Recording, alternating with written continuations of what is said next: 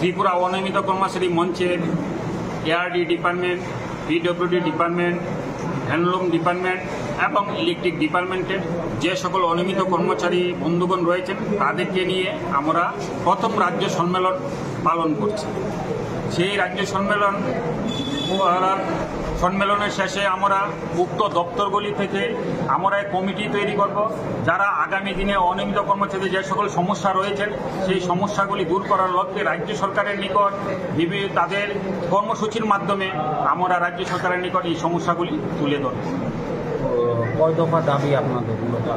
আমাদের দাবি মূলত 7 দফা, যে দাবিগুলি নিয়ে আমরা গত মাসের 4 তারিখ রাজ্য মহাকরণ অভিযান করেছি এবং রাজ্যের মাননীয় মুখ্য সচিবের নিকট সেই দাবিগুলি আমরা প্রদান করেছি।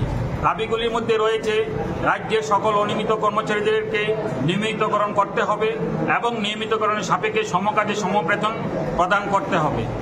যে সকল অনিয়মিত কর্মচারীরা অবসরে চলে গিয়েছেন, দীর্ঘদিন অনিয়মিত অবস্থায় কাজ করে এবং সম্প্রতি যারা চলে যাবেন তাদের জন্য এককালীন 10 লক্ষ টাকা রাজ্য সরকারের নিকট আমরা তাদেরকে প্রদান করার জন্য অনুরোধ রাখছি। যে সকল অনিয়মিত কর্মচারীরা দীর্ঘদিন কাজ করছে, যাদের অর্থ দপ্তরের অনুমোদন নেই, তাদেরকে অর্থ দপ্তরের অনুমোদন দিয়ে হয়তো ডিআরডব্লিউ বা কেজুয়ালের স্বীকৃতি দেওয়ার জন্য।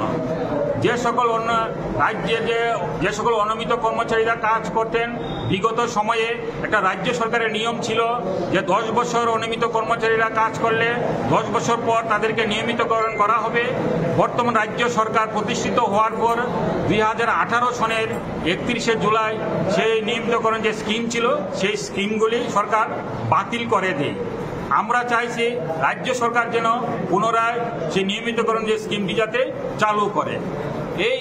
এবং রাজ্যের বিভিন্ন প্রান্তে রাজ্যের যে পাম্প অপারেটর কর্মচারী রয়েছেন, প্রায় 7 থেকে 8 হাজার কর্মচারী রয়েছেন, তাদেরকে রাজ্য সরকার যাতে অর্থ দপ্তরের অনুমোদন দেয় এবং নিয়মিতকরণ করার জন্য, যদি নিয়মিতকরণ না করে তাদেরকে যেন হয় ডিআরডব্লিউ বা কেজুয়ালের স্বীকৃতি প্রদান করে। আমাদের এই দাবিগুলি আমাদের রাজ্য সরকারের নিকট আমরা সেদিন প্রদান করেছি। কত বছর ধরে এই দাবিগুলো পেশ করছেন এবং আপনার কি মনে হয় সরকার এই দাবিগুলো পূরণ করবে?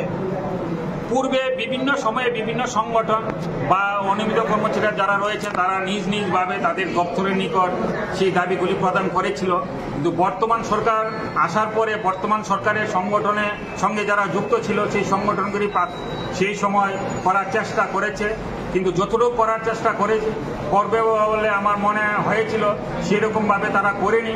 কিন্তু বাধ্য হয়ে আমরা গত বছর 2024 সনের ডিসেম্বর মাসে রাজ্যের বরিষ্ঠ আইনজীবী শ্রী পুরুষোত্তম রায় মহোদয়ের ডাকে আমরা রাজ্যের যত অনিয়মিত কর্মচারীরা আছি তারা আমরা যুক্ত হয়েছি এক ত্রিপুরা অনিয়মিত কর্মচারী মঞ্চে আমরা গঠন করে, এবং সেই সংগঠন যেদিন প্রতিষ্ঠা হয়েছে সেই দিন থেকে আমাদের যে দাবিগুলি আছে সেই দাবিগুলি রাজ্য সরকারের নিকট আমরা প্রদান করছি এবং বিভিন্নভাবে কোনো না কোনো কর্মসূচির মাধ্যমে।